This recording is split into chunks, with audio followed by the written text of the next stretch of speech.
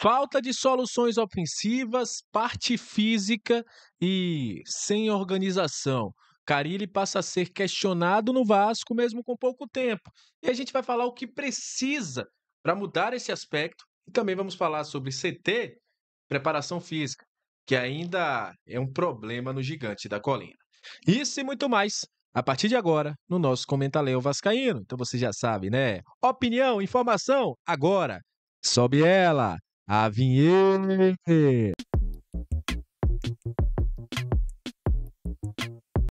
Salve, salve, torcedor vascaíno, salve minha galera do Comentaléu, saudações vascaínas. A você que não foi pro carnaval, aquele abraço. A você que tá curtindo o carnaval, curta com moderação. Comentaléu tá descansando, né? Tá fora da folia, tá descansando e trazendo vídeos pra vocês, sempre as análises de todos os dias.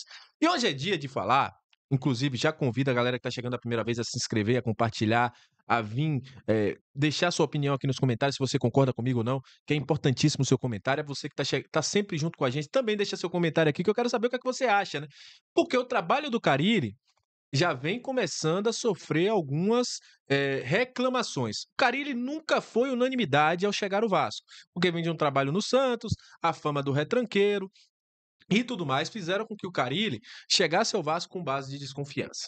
Só que agora, passado meses à frente do Vasco, 2 meses à frente do Vasco, o futebol do Vasco com o Carille ainda não agrada. O futebol ainda é pobre, o futebol ainda não mostra organização. É um time que, infelizmente, tem grandes dificuldades ofensivas. O Carille não tem conseguido fazer com que o Vasco jogue na parte ofensiva. O Vasco não tem jogadas. Isso é uma reclamação gigante. O Vasco não tem jogadas ensaiadas, organização. O Carille não conseguiu funcionar ainda nesse time do Vasco, nesses primeiros momentos à frente do Gigante da Colina. Já são 11 jogos e uma média de 1,64 pontos por jogo. Então, ainda está abaixo o Carille no comando técnico do Vasco da Gama, mas ainda assim acima de sua média, por exemplo, no último trabalho no Nagasaki e também no último trabalho no Santos em 2022/2021 e no Atlético Paranaense em 2022. Mas, enfim, o Vasco ainda tem muita dificuldade. E uma das dificuldades é a parte ofensiva. O Vasco hoje, ele depende muito da bola lançada para o Verratti, que era um problema que a gente já tinha com os outros técnicos, seja com o Ramon Dias, seja com o próprio Rafael Paiva em algum momento, com o próprio Felipe também. O Vasco tinha essa dificuldade com o Álvaro Pacheco de sempre estocar a bola para o Verratti. Só que o Verratti não é o cara para correr. O Verratti é o finalizador. A bola precisa chegar no Verratti para ele fazer o gol, não para o Verratti criar a jogada. E esse é um problema que o Fábio Carille não conseguiu consertar no Vasco até hoje. Outro problema que existe no time do Fábio Carille é que falta o meio de campo funcionar. O meio de campo do Vasco ele é improdutivo, mesmo tendo Felipe Coutinho, mesmo tendo Payet, mesmo tendo Paulinho, mesmo tendo Tietê. É um meio de campo que pouco cria. Falta jogada de meio de campo, falta tabela, jogada trabalhada, com jogadores que tecnicamente podem fazer isso. E o Carille não consegue fazer com que o Vasco jogue dessa maneira. E há uma dificuldade gigante para que o time consiga ter um último passe, uma organização ofensiva. Esse é um grande problema do Vasco com o Fábio Carille. Nesse momento, fala-se aí, né, que o Fábio Carille já vai começar a ser mais cobrado no Vasco, porque as peças que ele pediu chegou. Chegou o Nuno, chegou o próprio Garré, chegou o Lloyd, e agora o Vasco busca uma solidez ofensiva, que não aconteceu no Santos ano passado, que tinha muita dificuldade de acontecer também no próprio Santos em 2022, e que a equipe do Vasco continua tendo esse grande problema. E mais um problema que o Vasco tem com o Carille, e que já é um problema corriqueiro, e aí já vou colocar na culpa da diretoria também, é a parte física. O Vasco, com o Carille, já acontecia isso no Santos, né? Aí a galera dizia que o Santos era o time de um tempo só, ou os primeiros 15 minutos do Santos era muito bom e depois o Santos caía na parte física. E isso continua acontecendo no Vasco. Só que no Vasco ainda tem um adendo, a coordenação da preparação física, que é com o Daniel Félix, que é alguém que a gente já falou diversas vezes. Os times com o Daniel Félix no Vasco, historicamente, foram times que deveram muito na parte física. E é um problema. É um problema gigante que o Vasco ainda tem.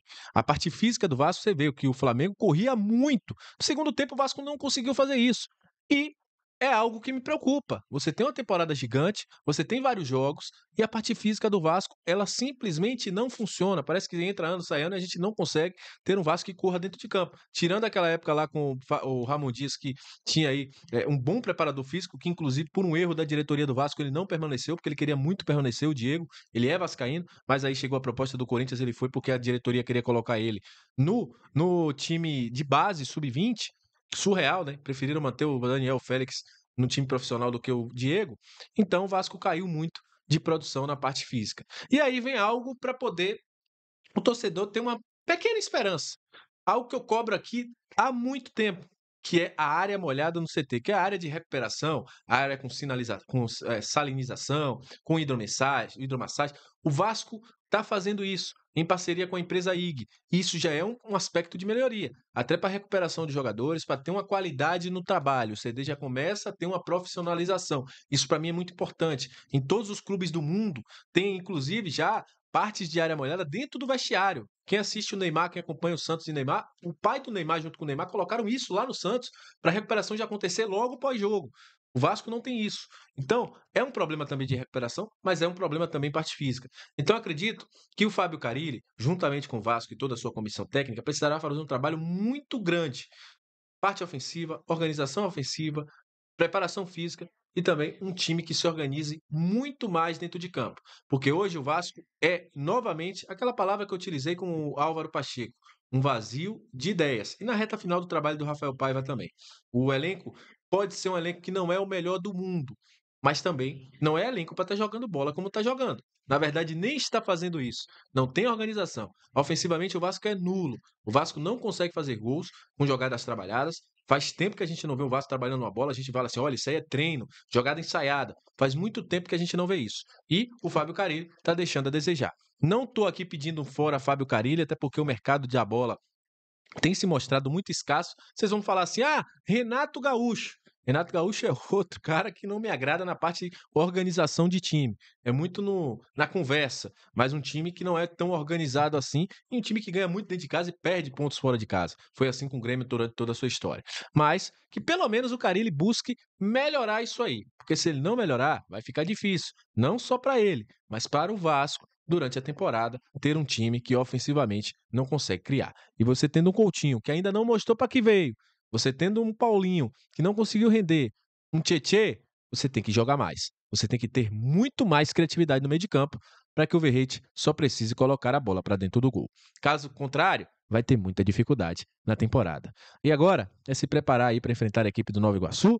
Tem Flamengo no final de semana e buscar se preparar também para o Campeonato Brasileiro, para a Copa Sul-Americana. Então é isso. Agradeço a você que chegou até esse momento do vídeo. Deixe sua opinião aqui, o que é que você achou, se você concorda comigo, se você não concorda, sua crítica, sua análise.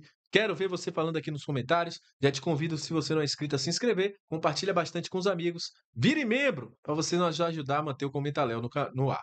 Aquele abraço, tamo junto, saudações vascaínas. Em breve a gente volta com mais uma análise e mais informações do Gigante da Colina. Valeu, galera. Até a próxima. Tamo junto. Muito obrigado pela sua audiência. Tchau.